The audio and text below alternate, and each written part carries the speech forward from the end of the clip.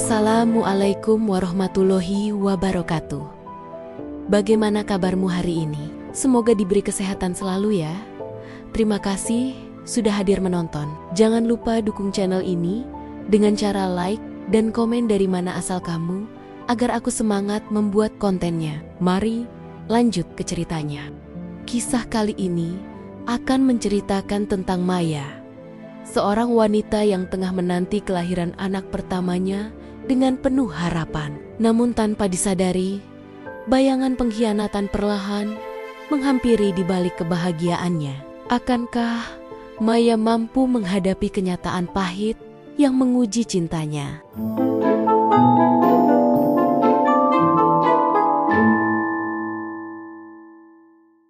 Maya berdiri di depan cermin, menatap bayangan dirinya dengan perut yang mulai membesar. Sudah 7 bulan kehamilannya. Dan setiap kali melihat perut itu, rasa haru selalu menyeruak. Ia sering tersenyum sendiri, membayangkan wajah bayi yang sebentar lagi akan lahir. Kalau anak ini mirip Rizky, pasti ganteng, gumamnya pelan sambil mengelus perutnya. Rizky, suaminya, masuk ke kamar sambil membawa segelas susu hangat. Sayang, jangan terlalu lama berdiri. Duduk dulu. Duduk dulu. Ini susu untuk kamu dan bayi, katanya penuh perhatian. Maya tersenyum. Ia memang sering merasa dimanjakan sejak hamil. Rizky lebih perhatian daripada biasanya. Setiap malam, Rizky memastikan Maya nyaman tidur dengan menambah bantal di kanan kirinya. Setiap pagi, ia menyiapkan sarapan sederhana walaupun kadang gosong. Bagi Maya, perhatian itu lebih berharga daripada apapun. Kehidupan rumah tangga mereka terasa harmonis. Rumah kecil 2 lantai di kawasan pinggiran kota itu selalu dipenuhi tawa dan obrolan ringan. Maya bekerja dari rumah sejak hamil, menulis laporan-laporan untuk perusahaannya. Sedangkan Rizky sibuk dengan pekerjaannya di kantor konsultan properti. Meski begitu, Rizky hampir selalu pulang tepat waktu, kecuali ada rapat mendadak. Hari itu, Maya dan Rizky berangkat ke rumah sakit ibu dan anak untuk kontrol rutin. Maya merasa gugup setiap kali harus menjalani pemeriksaan. Takut kalau ada yang tidak beres. Namun begitu memasuki ruang pemeriksaan, perasaan itu mereda saat melihat sosok Suster Lila. Suster Lila tersenyum hangat, menyambut Maya seperti menyambut keluarga sendiri. Selamat pagi Bu Maya. Bagaimana kabarnya? Masih sering mual? Tanyanya dengan suara lembut. Sudah mulai jarang, Suster, tapi kadang kalau malam masih terasa, jawab Maya. Lila lalu menggiring Maya ke ruang pemeriksaan dengan penuh kesabaran. Tangannya cekatan, tapi tatapannya penuh empati. Setiap kali Maya terlihat tegang, Lila menenangkan dengan kata-kata sederhana. Seolah-olah sudah terbiasa menghadapi ibu hamil yang penuh rasa cemas. Der Arman, dokter kandungan yang menangani Maya, kemudian masuk. Ia pria paruh baya dengan wajah ramah dan nada suara yang tenang. Bayinya sehat, denyut jantungnya bagus. Ibu hanya perlu banyak istirahat, katanya sambil tersenyum. Rizky menggenggam tangan Maya erat. Dengar itu, sayang, kamu dan bayi kita sehat. Aku lega sekali. Di dalam hati, Maya bersyukur. Semua terasa begitu sempurna, seakan hidup memberinya hadiah besar.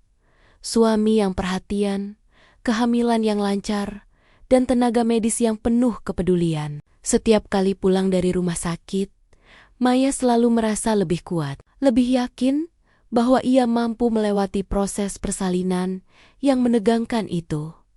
Malam harinya, saat mereka duduk di ruang tamu, Maya menyandarkan kepalanya di bahu Rizky. Aku takut, Mas. Persalinan itu katanya sakit sekali. Aku nggak tahu apakah aku sanggup. Rizky menepuk pelan tangannya. Kamu pasti sanggup. Kamu kan selalu kuat. Aku akan ada di samping kamu. Jangan khawatir. Jawaban sederhana itu menenangkan Maya. Ia merasa tidak sendiri. Hari-hari berjalan dengan penuh harapan. Maya semakin akrab dengan Suster Lila. Setiap kali kontrol, Maya selalu merasa ditenangkan. Lila bahkan sering menelepon, menanyakan kabarnya, memastikan Maya minum vitamin dan tidak terlalu lelah bekerja. Kalau Ibu Maya butuh sesuatu, jangan sungkan ya, saya bisa datang ke rumah untuk bantu, kata Lila suatu kali. Maya terharu. Ia tidak pernah membayangkan ada suster yang begitu peduli. Rizky pun terlihat senang. Ia beberapa kali memuji Lila di depan Maya. Suster Lila itu luar biasa. Kamu beruntung punya tenaga medis yang perhatian begitu. Nggak semua orang bisa dapat suster sebaik itu. Maya mengangguk setuju. Ia bahkan pernah berkata pada Rizky, kalau nanti aku melahirkan, aku ingin Lila yang mendampingiku. Rizky tersenyum, tidak berkata apa-apa. Suasana rumah mereka semakin hangat. Maya sering duduk di beranda, membaca buku panduan kehamilan, sambil sesekali menulis diari kecil tentang perkembangan janinnya. Ia ingin suatu hari anaknya membaca catatan itu. Sementara itu, Rizky sibuk menyiapkan kamar bayi. Ia mengecat dinding dengan warna biru muda, menempelkan stiker bintang-bintang di langit-langit, dan memasang ranjang bayi dengan penuh semangat. Kalau anak kita cowok, dia akan suka warna biru ini, katanya. Kalau cewek, tanya Maya sambil tersenyum. Ya sudah, nanti aku tambah hiasan bunga-bunga. Pokoknya, kamarnya harus indah. Hari-hari penuh kebahagiaan itu membuat Maya merasa hidupnya sempurna. Meski ada rasa lelah karena kehamilan, ia tidak pernah merasa sendiri. Rizky selalu di sisi, dan Lila selalu siap menenangkan. Pada suatu sore, Maya duduk bersama Rizky di ruang makan. Mereka menikmati makan malam sederhana, hanya sayur bening dan ikan goreng. Maya menatap Rizky lama, lalu berkata pelan, aku beruntung punya kamu, Mas. Rizky menoleh. Kenapa tiba-tiba ngomong begitu? Karena kamu selalu ada. Aku lihat banyak ibu hamil yang suaminya sibuk. Bahkan ada yang gak peduli. Tapi kamu beda. Kamu perhatian sekali. Rizky tersenyum. Ia tidak menjawab. Hanya memandangi Maya dengan tatapan hangat. Maya tidak tahu bahwa di balik senyum dan perhatian itu tersimpan rahasia besar. Namun pada saat itu, ia hanya ingin percaya bahwa dunia mereka benar-benar bahagia. Hari berganti, bulan pun berjalan. Maya semakin dekat dengan hari persalinan. Setiap kali ia menulis diarinya, ia menuliskan rasa syukurnya. Hari ini, aku sehat, bayiku sehat. Rizky ada di sampingku. Hidupku lengkap. Ia tidak pernah menduga bahwa kebahagiaan itu hanya sementara. Bahwa sosok yang ia percaya suster yang begitu ramah dan baik hati kelak akan menjadi alasan terbesar hatinya hancur. Namun di babak awal kehidupannya sebagai seorang ibu, Maya hanya tahu satu hal. Ia bahagia. Dan kebahagiaan itu, meski sederhana, akan selalu ia kenang sebagai titik awal dari kisah panjang yang penuh luka, sekaligus kekuatan. Hari-hari menjelang kelahiran semakin menegangkan bagi Maya. Meski kehamilannya tergolong sehat, ia tidak bisa menutupi rasa cemas yang kadang muncul tiba-tiba. Ada malam-malam ketika ia terbangun dengan keringat dingin, merasakan perutnya kencang dan mual yang membuatnya sulit bernapas. Rizky tentu saja berusaha menenangkan, tapi seringkali tidak tahu harus berbuat apa selain menyuruh Maya berbaring dan minum air hangat. Dalam kondisi seperti itu, Maya sering menghubungi Suster Lila. Suster itu selalu sigap menjawab panggilan teleponnya, bahkan di jam-jam tidak wajar. Bu Maya, tarik napas pelan-pelan. Jangan panik, itu hanya kontraksi palsu. Kalau sudah reda, coba minum air hangat. Kalau makin sakit, segera ke rumah sakit. Ya, kata Lila dengan suara lembut.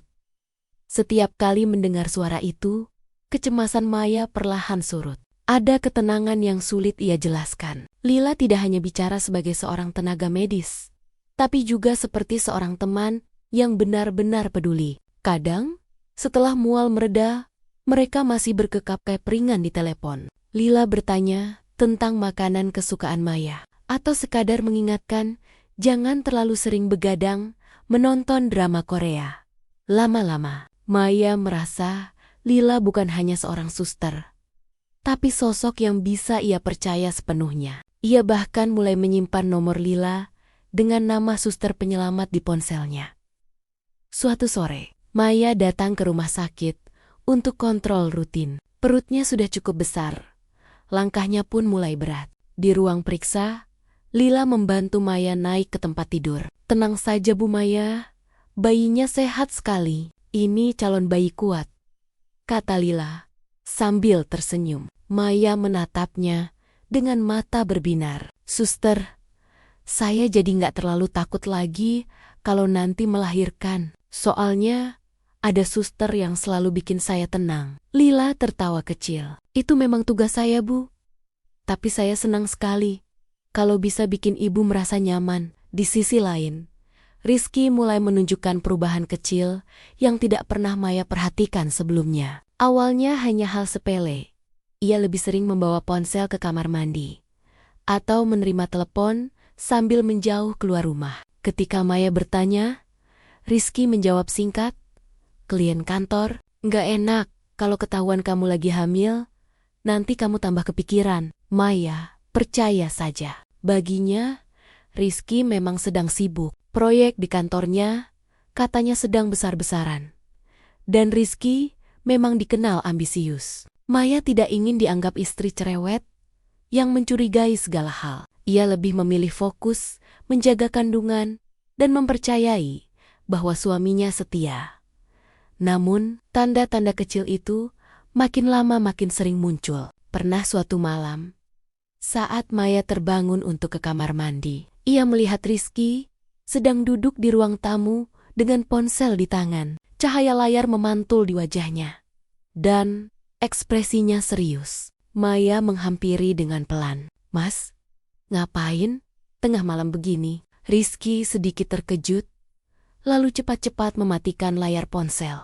"Enggak, sayang, cuma baca email dari klien." "Tidur lagi sana. Kamu harus banyak istirahat." Maya menurut, meski hatinya sedikit tergelitik. Ia ingin bertanya lebih jauh, tapi menahan diri. Ia ingat pesan ibunya dulu. Kalau menikah, jangan terlalu curiga sama suami. Nanti malah bikin keretakan. Percaya saja, pesan itu masih ia pegang.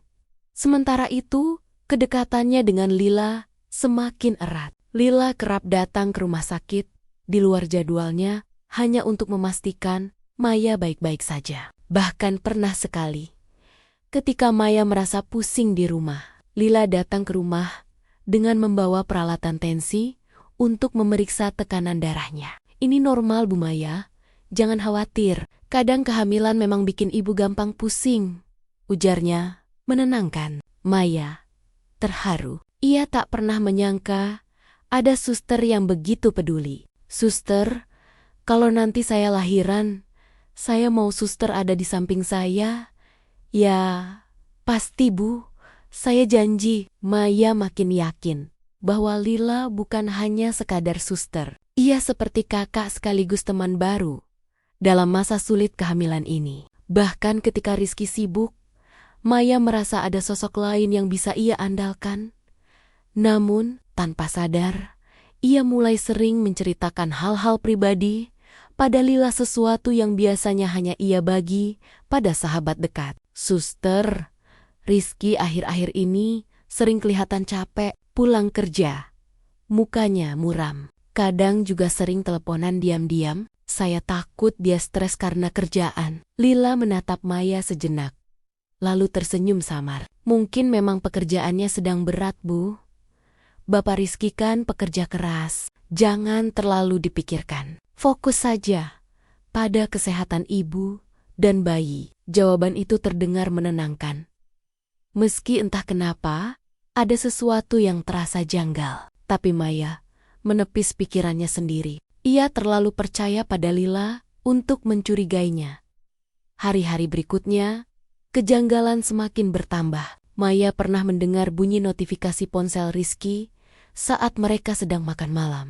Sekilas ia melihat nama pengirim di layar lebar. Rizky buru-buru menutup ponsel dan berkata, "Cuma teman kantor." Maya tidak banyak komentar. Baginya, huruf lebar bisa berarti siapa saja. Ia memilih untuk tidak mempermasalahkan. Lagi pula, siapa yang bisa ia curigai? Tidak pernah sedikit pun terlintas di pikirannya bahwa sosok itu bisa jadi Lila, suster yang selama ini begitu ia percaya.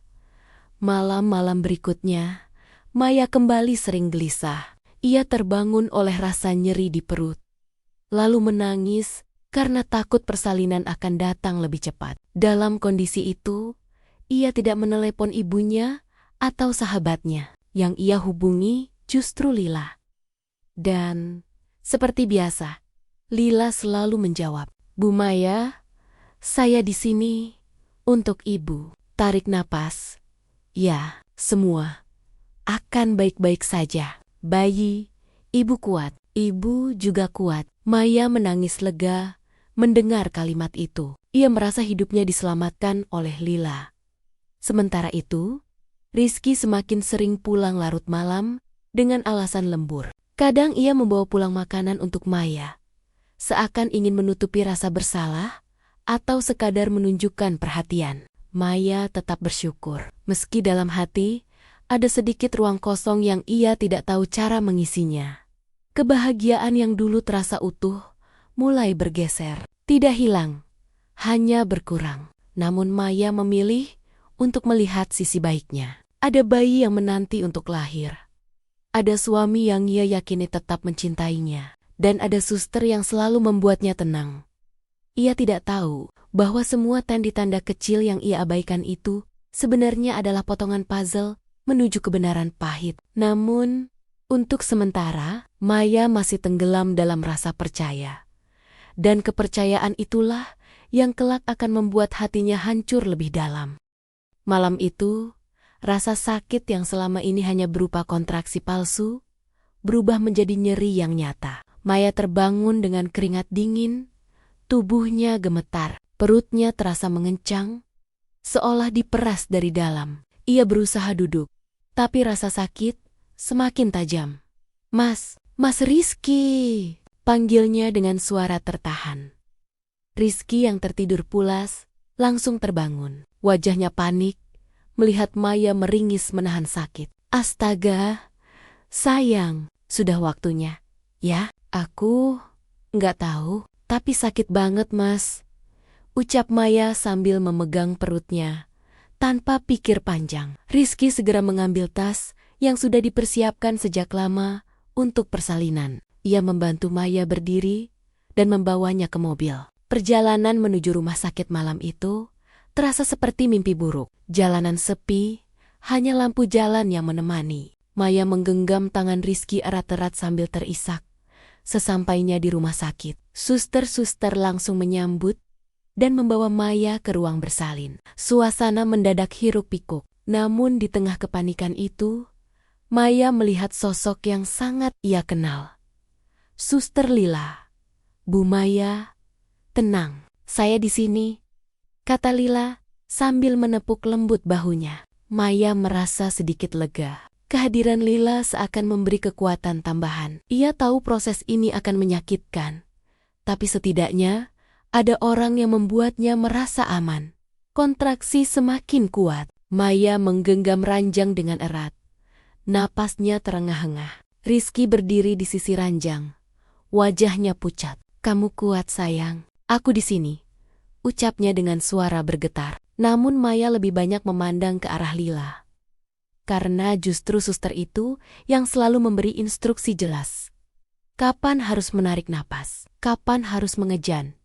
Jam demi jam berlalu dengan penuh ketegangan. Jeritan Maya memenuhi ruang bersalin. Ia berkeringat, tubuhnya lemah, namun tetap berjuang. "Sedikit lagi, Bu Maya. Ayo, kuatkan, anak ibu sudah hampir keluar," seru Lila sambil menggenggam tangan Maya dengan erat.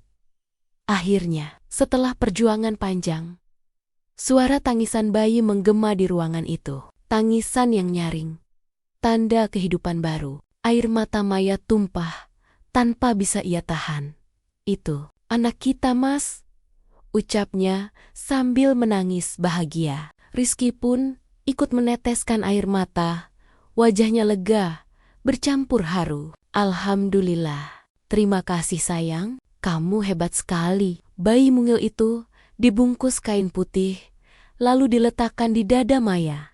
Maya menatapnya dengan penuh cinta. Rasanya segala sakit dan takut hilang seketika. Dunia seakan berhenti berputar, menyisakan hanya ia, bayi, dan Rizky. Namun, di balik momen haru itu, Maya sempat menyadari sesuatu yang membuatnya terhenti sejenak. Ketika Rizky berdiri di sisi ranjang, Lila ikut mendekat. Tatapan mata Rizky dan Lila bertemu sejenak, dan di situ ada sesuatu yang tidak biasa seperti kedekatan yang lebih dari sekadar rekan. Maya terlalu lelah untuk menganalisis. Ia hanya menangkap sekilas bagaimana Lila tersenyum kepada Rizky, senyum yang tidak lagi terlihat, sebatas profesional. Senyum itu berbeda, seolah mereka berbagi rahasia. Malam itu, setelah semua proses selesai, Maya dipindahkan ke ruang perawatan. Ia masih lemah, tapi matanya tak lepas dari bayi mungil yang tidur pulas di boks kecil di samping ranjang. Rizky duduk di sofa, menatap bayi itu dengan ekspresi bangga. "Kamu sudah jadi ibu sekarang," katanya pelan. Maya tersenyum. "Dan kamu, ayah." Beberapa jam kemudian, Lila masuk ke ruangan dengan membawa perlengkapan medis. Ia memeriksa kondisi Maya dengan cekatan. Setelah itu, ia menoleh pada Rizky. "Pak Rizky, nanti kalau ada apa-apa, segera panggil saya. Saya yang bertugas malam ini," katanya, sambil menatap Rizky lebih lama daripada seharusnya. Maya yang berbaring di ranjang memperhatikan dengan seksama. Ia mulai merasakan ada sesuatu yang janggal. Cara Lila berbicara dengan Rizky terasa terlalu akrab. Bukan seperti suster dengan suami pasien, tapi seperti seseorang yang punya kedekatan lain. Namun lagi-lagi, Maya menepis pikirannya sendiri. Ia menegur dirinya dalam hati. "Kamu ini kenapa? Jangan aneh-aneh.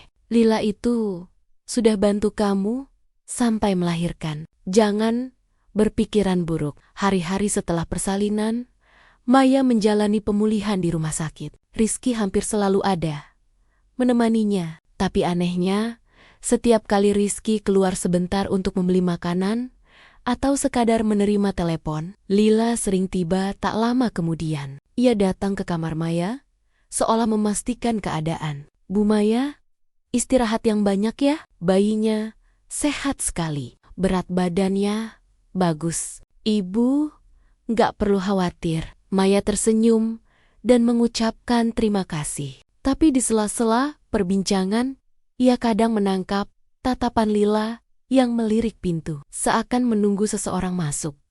Dan benar saja, suatu kali, Rizky kembali ke kamar saat Lila masih di sana. Ketiganya bertemu di ruangan kecil itu. Maya melihat jelas bagaimana Lila menunduk sambil tersenyum tipis pada Rizky. Lalu Rizky membalas dengan anggukan singkat yang terasa terlalu intim.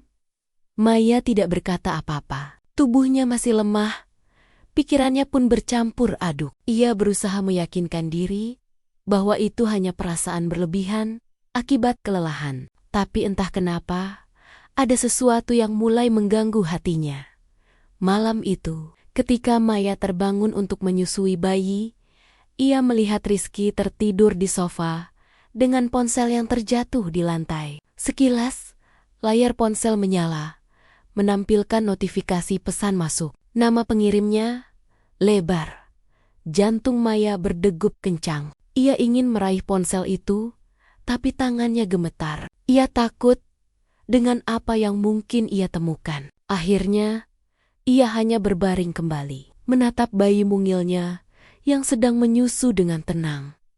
Air mata Maya menetes tanpa ia sadari. Di satu sisi, ia ingin percaya bahwa semuanya baik-baik saja, bahwa suaminya setia, bahwa Suster Lila hanya menjalankan tugas. Tapi di sisi lain, tanda-tanda itu terlalu jelas untuk diabaikan. Dan malam itu, untuk pertama kalinya, sejak kehamilan hingga persalinan, Maya merasakan sesuatu yang berbeda. Kebahagiaan yang tercampur dengan bayangan kecurigaan. Bayangan yang perlahan akan menuntunnya pada kebenaran paling pahit dalam hidupnya. Hari-hari pasca persalinan berjalan melelahkan bagi Maya. Tubuhnya masih dalam masa pemulihan, sementara bayi kecilnya menuntut perhatian hampir sepanjang waktu. Tangisan, begadang, dan rasa sakit di perut membuatnya sering lemah. Untung saja, Rizky terlihat setia menemani. Ia membantu mengganti popok, menimang bayi ketika menangis. Bahkan sesekali memasak makanan sederhana untuk Maya. Namun, di balik semua itu, rasa curiga yang muncul sejak di rumah sakit tak pernah benar-benar hilang dari benak Maya. Setiap kali melihat Rizky menerima telepon, dengan bergegas keluar kamar, rasa sesak muncul. Setiap kali Suster Lila datang menjenguk bayi, Maya merasakan sesuatu yang ganjil dari sorot mata Rizky kepada perempuan itu. Suatu pagi, ketika Rizky mandi, ponselnya tertinggal di meja samping ranjang. Maya yang tengah menyusui bayi sempat melirik. Notifikasi pesan masuk muncul di layar. Nama pengirim, Lila. Darah Maya berdesir, tangannya bergetar. Ia tahu, ini kesempatan yang selama ini ia hindari. Hatinya berperang antara rasa takut menemukan kebenaran atau memilih tetap tidak tahu. Namun, rasa penasaran lebih kuat. Perlahan, ia raih ponsel itu.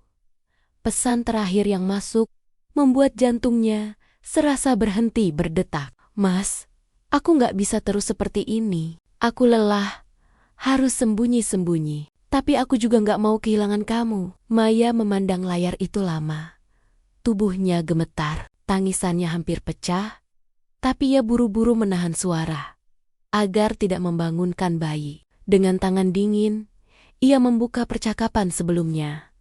Puluhan pesan tersimpan di sana. Ucapan mesra, panggilan sayang, rencana pertemuan. Bahkan, ada foto-foto yang membuat dadanya serasa ditusuk. Rizky dan Lila sedang makan berdua di sebuah restoran. Tersenyum, bahagia. Ada pula selfie Lila dengan latar kamar hotel, mengenakan pakaian santai, dengan caption, "Kangen kamu." Maya terisak. Air matanya jatuh ke pipi bayi yang tengah menyusu. Dunia seakan runtuh di hadapannya. Semua perhatian Rizky, semua janji, semua kata-kata manisnya selama ini ternyata bercampur dengan kebohongan. Rizky keluar dari kamar mandi beberapa menit kemudian dengan handuk melilit pinggang. Maya masih duduk di ranjang, memeluk bayinya erat. Ponsel Rizky di tangannya. Wajah Maya pucat, matanya sembab penuh air mata. "Mas," suara Maya bergetar. "Ini apa?" Rizky terdiam sejenak, lalu menatap ponsel di tangan Maya. Wajahnya langsung berubah, panik. Ia mencoba mendekat. "Sayang, aku bisa jelasin." "Jelaskan apa?" Suara Maya meledak, tangisnya pecah tanpa bisa ditahan. "Ini apa, Mas? Pesan-pesan ini, foto-foto ini, kamu bohong sama aku yang lagi hamil, yang lagi melahirkan anakmu. Kamu tega lakukan ini." Rizky terdiam. Ia mencoba menyentuh bahu Maya, tapi Maya menepisnya. "Jangan sentuh aku," Maya berteriak. Bayi di pelukannya ikut menangis keras, merasakan kegelisahan ibunya. Rizky mencoba bicara, suaranya terbata. "Sayang, aku hilaf. Aku nggak ada niat nyakitin kamu. Hubungan itu, aku nggak serius. Aku cuma apa, Mas? Cuma main-main sama perempuan lain? Cuma selingkuh sama suster yang pura-pura peduli sama aku?" Dia yang aku percaya, Mas. Dia yang selalu aku anggap penyelamatku. Dan ternyata, dia rebut kamu dari aku. Tangis Maya semakin deras. Ia merasa dunia bener-bener menghancurkannya. Perempuan yang ia percaya sebagai sahabat di masa sulit, ternyata adalah pengkhianat. Dan suaminya, laki-laki yang ia puja setengah mati, ternyata menusuknya dari belakang.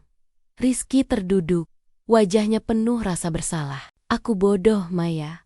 Aku salah besar. Tapi, aku tetap cinta kamu. Aku tetap cinta anak kita. Tolong, jangan pergi. Jangan hancurkan keluarga kita. Maya menatapnya dengan mata merah dan penuh luka. Keluarga? Apa, Mas? Keluarga yang kamu kotori dengan kebohongan? Kamu pikir aku bisa lihat kamu sama dia begitu, lalu berpura-pura tidak tahu? Rizky terdiam. Tidak ada alasan yang bisa ia berikan untuk menutupi bukti yang sudah jelas. Hari-hari setelah itu menjadi neraka bagi Maya. Ia terus memikirkan pesen-pesen di ponsel. Foto-foto itu, senyum-senyum yang dulu ia kira tulus, tapi ternyata menyembunyikan rahasia. Maya marah, sakit hati, tapi juga bingung. Di satu sisi, ia ingin meninggalkan Rizky. Ia merasa tidak sanggup lagi hidup dengan pengkhianatan. Namun di sisi lain, ia baru saja melahirkan. Bayinya masih sangat kecil, butuh ayah, butuh keluarga yang utuh. Konflik batin itu membuat Maya semakin lemah. Ia sering menangis dayam-dayam saat menyusui, atau saat bayi tertidur. Matanya sembab setiap pagi. Ia berusaha tersenyum di depan ibunya yang datang membantu, tapi hatinya hancur. Suatu hari, ketika kontrol ke rumah sakit, Maya bertemu lagi dengan DR. Arman, dokter itu memperhatikan wajah Maya yang pucat dan matanya yang bengkak. Bu Maya, ibu baik-baik saja? Ibu terlihat lelah sekali. Tanyanya dengan nada khawatir. Maya terdiam sejenak, lalu hanya tersenyum hambar. Saya baik-baik saja, Dok. Mungkin karena kurang tidur, namun dalam hati, Maya ingin sekali berteriak, menceritakan semuanya. Tapi ia masih menahan. Di rumah, Rizky mencoba memperbaiki keadaan. Ia lebih perhatian, lebih sering di rumah, berusaha menunjukkan bahwa ia menyesal. Namun, setiap kali Maya melihat wajahnya, yang terlintas adalah foto-foto dengan Lila. Pesan-pesan penuh cinta yang bukan ditujukan untuknya. Maya mulai berpikir panjang. Hidupnya tidak boleh hanya berputar pada pengkhianatan. Ia punya bayi kecil yang butuh ibu yang kuat. Ia punya masa depan yang harus ia jaga. Di suatu malam yang sepi, Maya menulis di buku diarinya. Aku tidak tahu apakah aku bisa memaafkan Rizky. Tapi aku tahu satu hal. Aku tidak akan membiarkan anakku tumbuh di dalam rumah yang penuh kebohongan. Aku harus kuat. Demi dia, itu adalah awal dari keputusan besar yang perlahan mulai ia susun. Maya mungkin masih bimbang, masih hancur, tapi di dalam hatinya, bibit keberanian mulai tumbuh. Keberanian untuk memilih jalan hidupnya sendiri. Hari-hari setelah kebenaran terungkap, berubah menjadi medan perang dalam hati. Maya, ia menjalani rutinitas sebagai ibu baru menyusui, menimang, mengganti popok, namun pikirannya terus berputar dalam pusaran dilema. Setiap kali melihat wajah polos bayinya, hatinya berbisik, demi dia, aku harus kuat. Tetapi setiap kali menatap Rizky, luka itu kembali menganga. Malam-malam panjang semakin berat, bayinya sering terbangun. Dan di sela kantuk yang menusuk, Maya kerap memikirkan dua jalan yang membentang di hadapannya. Bertahan demi keluarga, meski hatinya terluka, atau memulai hidup baru, meski jalannya penuh ketidakpastian. Suatu sore, sahabat lamanya, Rani, datang menjenguk. Sejak awal kehamilan, Rani selalu menjadi teman curhat yang setia. Kali ini, ketika melihat wajah Maya yang pucat dan sorot matanya yang kehilangan cahaya, Rani tidak bisa lagi menahan diri. Maya, aku tahu ada sesuatu yang kamu sembunyikan. Kamu bisa cerita ke aku. Jangan pendam sendiri, katanya lembut. Maya menunduk. Air matanya mengalir begitu saja. Suara lirihnya pecah di tengah isakan. Ron, aku hancur. Rizky, dia selingkuh sama orang yang selama ini aku percaya. Rani terkejut, namun segera meraih tangan Maya. Astaga, Mai, aku nggak nyangka. Tapi aku lihat kamu selama ini, kamu udah berjuang luar biasa. Kamu nggak sendirian. Aku ada buat kamu. Pelukan Rani menjadi pelipur lara, memberi Maya kekuatan kecil di tengah badai besar. Beberapa hari kemudian, saat kontrol pasca melahirkan, Arman kembali menyadari kondisi batin Maya. Setelah pemeriksaan, ia menatap Maya dengan penuh empati. Ibu terlihat sangat tertekan. Saya bukan hanya dokter, tapi juga manusia. Kalau ibu butuh cerita, silakan. Saya bisa dengarkan. Kali ini, Maya tidak menahan diri. Ia menceritakan segalanya. Perselingkuhan Rizky, pengkhianatan Lila, dan dilema yang membuatnya hancur. Arman mendengarkan dengan tenang, lalu berkata, Bu Maya, saya tahu ini berat, tapi ibu sudah melakukan yang terbaik. Jangan salahkan diri sendiri. Ingat, ibu punya bayi yang butuh ibu yang sehat, kuat, dan bahagia. Keputusan apapun yang ibu ambil, pastikan itu demi kebaikan ibu dan anak. Kata-kata itu terpatri dalam hati Maya. Untuk pertama kalinya, ia merasa tidak sepenuhnya rapuh. Ada kekuatan dalam dirinya yang selama ini ia abaikan. Malam itu, Maya duduk di kamar, menatap bayinya yang tidur pulas di dalam boks kecil. Ia berbicara lirih, seolah kepada sang bayi. Anakku, Mama nggak tahu harus bagaimana, tapi Mama janji, Mama akan lindungi kamu. Mama nggak akan biarkan kamu tumbuh dalam rumah yang penuh kebohongan. Kamu pantas dapat cinta yang tulus. Air mata jatuh. Tapi kali ini bukan sekadar air mata putus asa, ada tekad yang tumbuh bersamanya. Beberapa hari kemudian, Maya duduk berhadapan dengan Rizky di ruang tamu. Suasana hening. Hanya terdengar suara jam dinding berdetak. Maya menghela napas panjang, lalu berkata dengan suara tegas meski bergetar. Rizky, aku sudah tahu semua. Aku nggak akan pernah bisa lupa. Tapi aku juga nggak mau anak kita tumbuh dalam kebohongan. Jadi mulai sekarang, aku ingin kita jujur. Aku nggak bisa larang kamu ketemu anakmu. Tapi aku juga nggak bisa berpura-pura rumah ini baik-baik saja. Rizky terdiam, matanya memerah. Maya, aku nyesel. Aku salah.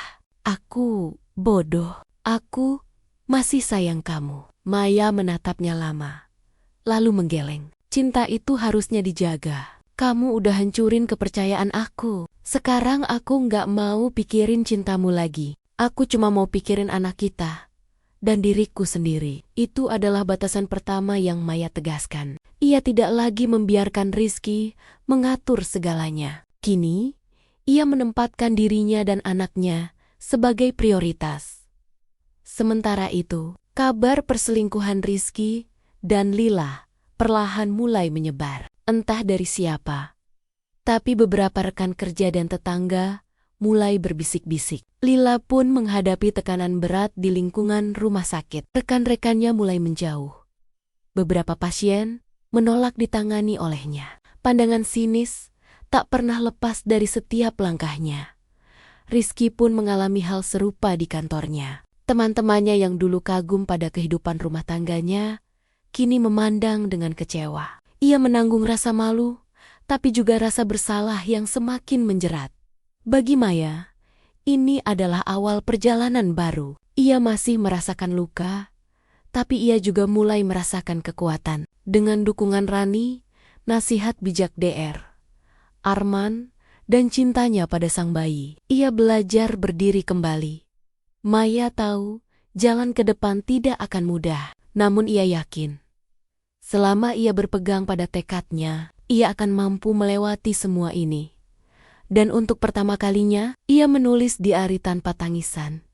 Hanya dengan keyakinan, aku mungkin terluka, tapi aku tidak hancur. Aku masih punya masa depan. Aku masih punya anakku. Dan itu cukup untuk membuatku bangkit. Hari-hari berjalan pelan, tapi Maya mulai bisa bernapas lebih lega. Luka hatinya belum sembuh, tapi ia sudah belajar berdamai dengan kenyataan. Kehadiran sang bayi membuatnya kuat. Seolah setiap senyum kecil dari buah hatinya menjadi obat paling manjur untuk segala luka. Ia sudah tak terlalu peduli dengan Rizky dan Lila. Baginya, masa lalu adalah pelajaran, bukan lagi penjara. Namun hidup, seperti biasa, selalu punya cara menghadirkan kejutan. Suatu sore, Maya datang ke rumah sakit untuk kontrol rutin. Lorong rumah sakit itu terasa biasa saja, hingga tiba-tiba terdengar suara gaduh dari ujung koridor. Beberapa orang berlari panik, memanggil dokter dan perawat. "Cepat, ada kecelakaan di ruang penyimpanan obat," teriak seseorang. Maya, yang kebetulan berada di dekat lokasi, segera bergegas. Betapa terkejutnya ia ketika melihat sosok yang tergeletak di lantai dengan kepala berdarah Suster Lila. Rak besar yang berisi obat dan peralatan medis ambruk menimpanya. Waktu seolah berhenti. Maya bisa saja membalikkan badan, berpura-pura tak melihat. Tapi hatinya menolak. Ia tak tega membiarkan seseorang, meski orang itu adalah pengkhianat, tergeletak dalam bahaya. Dengan naluri seorang manusia, juga seorang ibu, Maya berlari dan berusaha menyingkirkan rak yang menindih tubuh Lila. "Bantu, tolong, dia masih bernapas," teriak Maya pada beberapa perawat yang datang. Dengan tenaga sisa, Maya menopang kepala Lila, memastikan pernapasannya tidak terhenti. Darah mengalir, baju Maya pun terkena noda. Tapi ia bertahan. Ia menekan luka Lila sambil berkata pelan, "Bertahanlah, jangan menyerah." Detik-detik itu justru membuat Maya sadar. Kebesaran hati tidak ditentukan oleh siapa yang melukai, tapi oleh keberanian untuk tetap menolong meski pernah dikhianati. Beberapa jam kemudian, Lila berhasil ditangani. Nyawanya selamat, meski ia masih harus menjalani perawatan intensif. Rizky yang mendengar kabar itu bergegas ke rumah sakit. Ketika ia melihat Maya yang penuh noda darah karena membantu Lila, matanya berkaca-kaca. "Maya, kamu masih mau nolong dia?" Suaranya parau, campuran kagum dan penyesalan.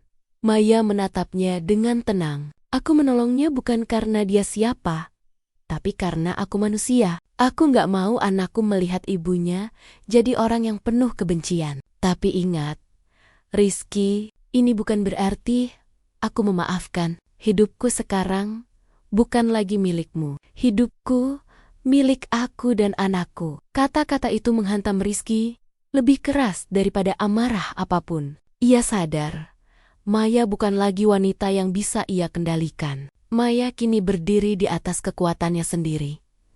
Beberapa hari kemudian, setelah kondisi sedikit membaik, Maya dipanggil Dr. Arman untuk berbincang. Kali ini, wajah sang dokter tampak ragu sebelum akhirnya bicara. "Ada sesuatu yang perlu saya jujur pada ibu. Saya sebenarnya sudah mengenal Rizky sejak lama. Kami sahabat semasa kuliah. Dan sejak pertama kali bertemu ibu, saya tahu. Saya pernah melihat ibu lewat foto-foto yang dulu sering Rizky tunjukkan." Maya terdiam, terkejut. Dr. Arman melanjutkan dengan hati-hati. "Saya tahu ini mungkin bukan saat yang tepat, tapi sejak saya melihat ibu, saya jatuh hati. Bukan karena kisah sedih ibu, tapi karena kekuatan yang ibu miliki. Saya hanya ingin ibu tahu, masih ada orang yang melihat ibu dengan ketulusan." Maya tak langsung menjawab, tapi di dalam hatinya, untuk pertama kalinya sejak pengkhianatan itu, ia merasakan sesuatu yang berbeda. Sebuah harapan baru. Hari itu, Maya pulang ke rumah dengan bayi kecil di pelukannya. Ia menatap langit sore yang berwarna jingga. Hidupnya belum sempurna. Jalannya masih panjang. Namun ia tahu, dirinya sudah melangkah keluar dari gelap menuju terang. Dan di hatinya, ia berbisik, "Aku sudah melewati badai. Kini, saatnya aku menjemput masa depan dengan keberanian."